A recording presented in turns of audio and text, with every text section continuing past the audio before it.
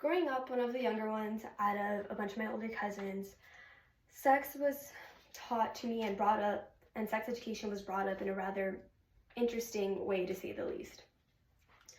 I remember my older cousin telling me that herpes was something you get when you kiss boys. And if you kiss too many boys, you're gonna get herpes and they're gonna have to cut your lips off. And my other cousin telling me that if you hug a boy, you're going to get pregnant. Now, this is just my silly way of showing how misinformation can stick with you and how at a young age I didn't have any resources to go to because the schools were lacking in sex education. In fact, I don't remember learning about sex or anything like that until I got to college, and that's because I was in a human sexuality course. And my parents, they viewed sex as more as a taboo and as, hey, don't do it type of thing, right?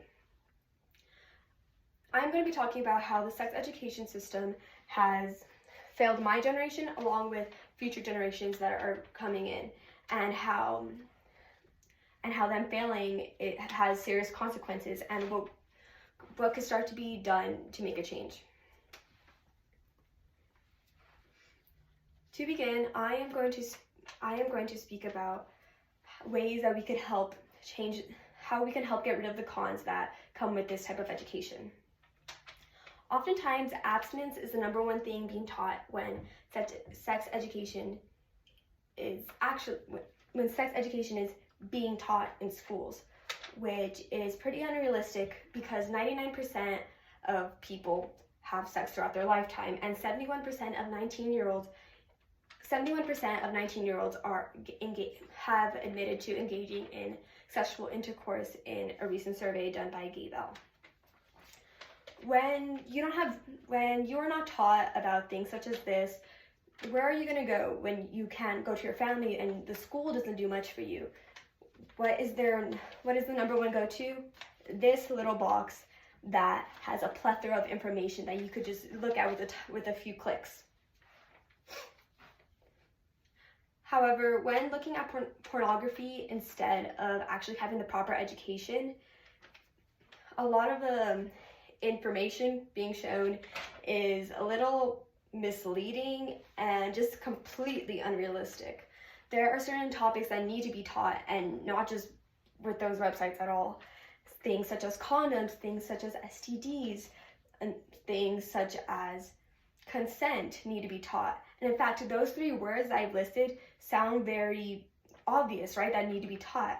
Well, actually, only 10 states actually incorporate those words into their sex education, according to an article written by Patterson. Now that we have talked about some of the negative effects, now that we are going to be talking about go more into depth with how that education system is linked to the different types of effects. Different types of effects that come with an overwatch of pornography and just using pornography as more as an education outlet. So, first of all, porn is often shown with degrading women, with humiliating them, name-calling, things like that. And in fact, there has been studies showing that there is a link between abuse, degradation, and this type of behavior in relationships, according to an article written by Ms. Russell.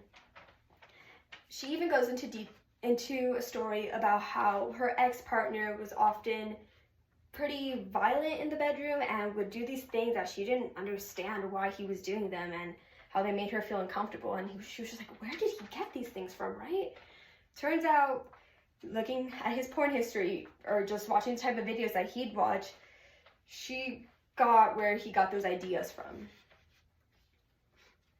Also, porn has a negative impact when it comes to relationships as well. It is often associated with feelings of insecurity and desensitization. Looking at these videos, there is an unrealistic standard that is being held in the bedroom, and by professionals, by people who work at this with different angles and all that, right? It is not something to be looked at as an how-to, right? It is not the proper type of education at all.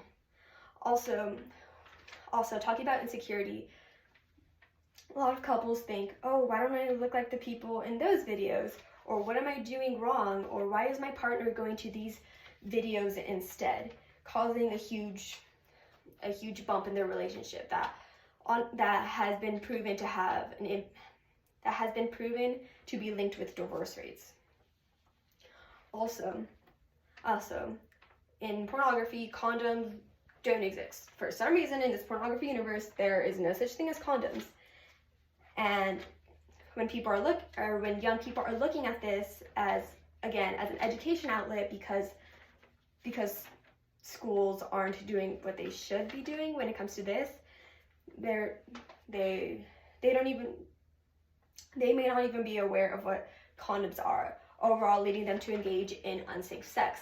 And we all know with unsafe sex that could lead to STDs, pregnancies, and there are a bunch of other contraceptives that can work to decreasing STDs and pregnancies that for a variety of genders, for a variety of people with different types of sexual interests. Overall, just that are there to keep them safe, which is something that I actually was not educated on at all. I didn't know that there was something to prevent STDs between people who both had vaginas, between people who both had penises. I didn't know that there was condoms and things that could be done to help prevent STDs until, again, I wasn't taught about this until I got to college.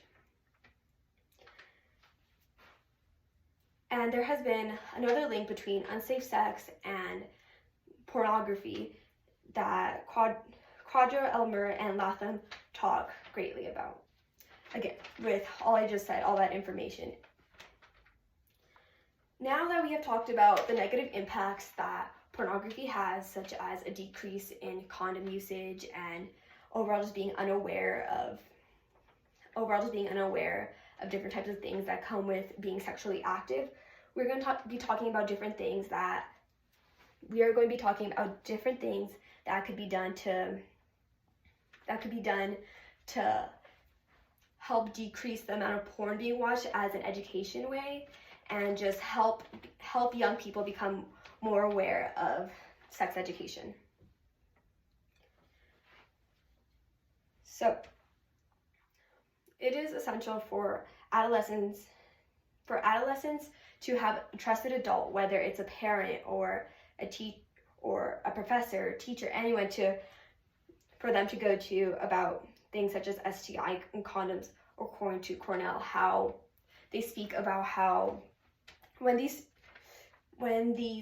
tension topics are brought up, that there is feelings of security and feelings that if you could go to your parents about these type of things, and so you're gonna feel comfortable asking these types of questions like, hey, what is a condom? Hey, what is birth control? And how do I get on it? What are the effects? Overall, just leading to a positive impact if a young adult does decide to become sexually active. And another thing that could be done is, again, with parents, they could start the conversation when it comes to their kids. Although religion may play a big role, there is different types of styles that you could teach your kids on how to be safe and just how to have a healthy type of relationship. Not even so much sexual, but just a healthy romantic relationship and things like that. Talking about things such as consent. If there is anything that I would want my audience to take away from my speech, it would be to enforce the importance of young people becoming educated on these types of topics. And overall, I hope that I myself, along with my viewers, can learn something from this and be the start of preparing the next generation to have these types of topics so they're not as confused and think they'll get pregnant by hugs like I did. This is my outline, and the Zoom thing wasn't working, so this was like the closest thing I could do to visual aids. So, okay.